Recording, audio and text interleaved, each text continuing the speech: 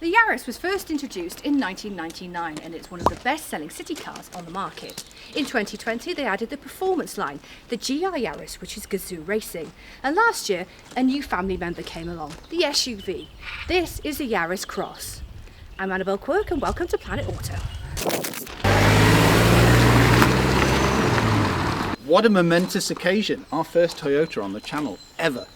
What a car to start with. And it's built on the same platform as the Yaris, which is actually the GAB. I suppose that's what's strange about cars nowadays. You see these little city cars that used to bomb around when you were like 20 or so, and then you look at this and think, wow, how much you've evolved, how you've changed. But it's all a clever initiative that manufacturers have, I suppose, rolled out to keep vehicles far simpler and easier to modify. One powertrain, this one. 1.5 3-cylinder engine with Atkinson cycle, and the interesting thing is this is the 4th generation and it uses the same technology that you would find in the 2-litre, and it has an eCVT. Now people think of CVT and think yeesh, and yeah, that's pretty much my first thought. Some of the early ones are pretty damn horrendous. This is nothing like that. Pulling out of junctions, I've actually had it wheel spinning. Now you just don't couple those two terms together. You can get an all-wheel drive and you can't get a manual, sadly. It's engaging, it's fun, it's versatile, it's practical, and surprisingly it's pretty quick. But I think the biggest plus is the economy. Even on a whim I thought, I'm going to try some economy driving. 64 to the gallon. Yeah, granted, if I'm in power mode and flooring it all the time, I'm going to get closer to 30. Our model is in the XL trim, and that starts at around £27,500. However, ours is closer to 28.5, but that makes perfect sense because that includes the options. Fitted as standard, we have bitone machined alloys, a larger infotainment screen, and heated front seats, etc, etc. We also have something called a City Pack, that, believe it or not, is only £100. You can get everything from a premium JBL sound system through to an SUV pack. Quite staggeringly, the range starts at just over £23,000. And remember, if that doesn't tick all the boxes, you've got 5 trims to choose from. It's got modern looks, it suits urban environments because it's easy to manoeuvre, and it's got a fair old ride height. Now the all-wheel drive is quite an intelligent system. It's got an extra electric motor at the rear that gives you more torque. It's also a completely automated system. And you've got terrain modes. Now when it comes to warranties, well, it gets rather interesting. You get a 3-year warranty straight out the gate, but then if you decide to take it to a Toyota approved dealer, then you can extend it a year at a time, up to a maximum of 10 years. It's a Yaris, but not as we know it. A B-segment SUV, the Yaris Cross. It's got the sporty styling. It's in keeping with the design language which you see on, say, the RAV4. Case in point, the trapezium styling here and here. Now it does fractionally point down, which for me is reminiscent of a dragster look. Okay, it's not really pronounced, but it is going to improve efficiency, and it does give that sporty stance. Sculpted headlights, the flared wings, and the daytime running lights here. Now we have projection headlights. They do offer LED, but it's on a higher trim. But they're automatic, and they've got high beam assist. We've got the metallic paint option in silver, and it's an extra £585. And talking of colours, I do like the mix. As we have the XL, we've got the dark chrome electric blue inside, which denotes hybrid or electric. You get parking sensors, which uses sonar technology, and underneath we've got a camera, which is part of the 360. Toyota's mantra is safety is not an option. That's awesome. So that means you're not going to be paying for things like collision detection, AEB. You can get additional things, for example, cross-traffic assist, and blind spot monitoring. We've got 18-inch alloy wheels with a mid-profile tyre. Now you can get different sizes on different trims. The black cladding around the wheel arch, it adds to the look, but it also is there for protection. And you can see from the gap, you've got a lot of room here, and you can get a little bit more adventurous off-road. And this black cladding even has a silver ident saying Yaris Cross. We've got electrically operated power folding door mirrors, colour-coded door handles, and dark satin effect roof rails. Now, unlike most sporty SUVs, it's not that sloping at the back, it's got like a little dip, and I would say that improves headroom in the rear. And I was talking about that dragster look, it really is prominent from the side. You've got your chunky bumper, and you've got a deep rear spoiler that accentuates the roof slope. From the rear you can really see the raised ride height, but it is 25mm higher than the hatchback. I do like the fact that this is almost a rear spoiler in and of itself. It's a mantle, and yes, even though the styling looks like it's got a light that goes all the way across, that is just a design feature. We've got LED lights and sequential indicators. Now these black accents really do make the sporty look stand out, and the vent styling here is the same as on the front. As we've got the Excel, we've got rear parking sensors with the sonar technology, and we've also got the 360 camera. Now, they're not available in all the trims, but you do get packs. We've got the City Pack. Now, bear in mind, the Excel trim and above already have elements of the City Pack as standard. The Yaris Cross stands tall in every way, especially ride height. But that should make it rather easy to get into. Well, that's my thought. Keyless entry, and just look at that, because I've got the key in my person. I just touch this and nice wide opening door, and immediately hard plastics. Yeah, I did expect soft, to be honest, especially on the XL trim, but we do have some rather nice fabric. Oh yes, nice and simple to get into, and we've got a grab handle. Well, it's changed a fair bit from the Yaris that I know of old, I tell you that. That used to have a cluster that was set there, and that's what stuck out to me, because I saw one, I think it was about 1999 at the showroom. I also saw the Celica, but I thought, what a smart little city car. And it's still here 23 years later. Build quality, pretty damn solid. Now, there are a lot of hard plastics in here, but you do have soft touches here, and I do like the flow of the design. Especially elements like this. It's practical, it's functional, and the other thing is, this is a rather diddy wheel, so it means that I feel connected to the car, because when I was driving it, I found it rather engaging. Now immediately you can see that isn't your common old garden HD screen. This is 9 inches, and this is only available on the XL and up. Depending on what trim you go for, depends on what size screen you get. But you get DAB, Apple CarPlay, Android Auto, and here, this is a wireless charging pad. Satisfying clunk time. Ooh, yeah. Solid build quality. But lovely sporty elements. Lots of rotary dials, digital screens, and we've got heated seats because we've got the XL. We've also got electronic lumbar in our seat, but it is a manual seat. Park assist, drive modes, and EV mode. I have noticed when it slows down, it does engage it quite a lot. Cup holders, armrest, no storage point under there. That is strange. One of my favourites, digital analog clocks. And I did notice the other night that this illuminates so you can find the door handle, but there is no mood lighting per se. Comfortable seats, and because we've got the XL, we've got this faux leather styling here, but fabric in the centre, and I think it's taupe. And they're rather sporty seats, comfortable, supportive. At 6'3", I've got no problem with the headroom, but I do have height adjustment in this seat. Push button start, and reach and rake adjustment in the steering wheel. USB chargers here, and a 12 volt. Decent legroom, and a nice driving position. I've got a footrest on the left, decent sized door pocket.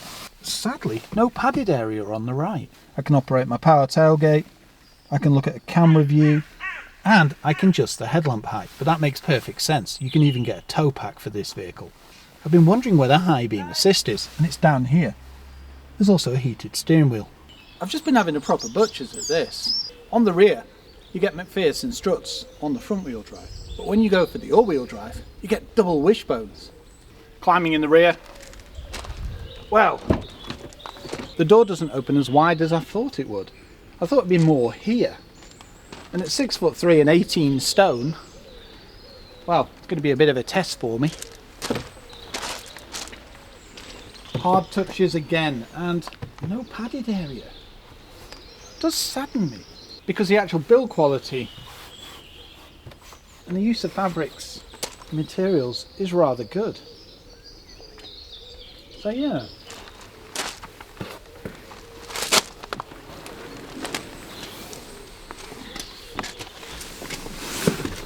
Well, I'm in.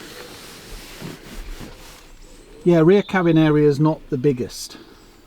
And the interesting thing is, compared to the Yaris, they've actually made it a touch bigger. Sat upright at 6'3", there's about half an inch of headroom above me, which is, well, acceptable to be honest. And the other good thing is my eyes are here, so when I shut the door I can see through glass rather than a bit of roof. And yeah, I suppose it's not the most legroom in the world, is it? Feet fit under the seats. What it does is dip in here and then flow out more here, so it doesn't restrict your legroom. Clever. Comfortable seats. And they do have an element of the front. Now you can see immediately it's not the lightest car in the world. Privacy glass, even though it's got a light headliner. I suppose the only way that you can lighten that up is to go for the optional panoramic. One thing I have noticed is this bench seat is rather upright, but that means that you maintain a good posture, and it also increases room in the boot. I've got an electric window, small door pocket. In the centre, no USBs or vents. And there's no rear light. I've got airbags, ISOFIX points, but no, it could do with being a little more kitted out in the rear, to be honest. Time to do my Irish jig. It worked.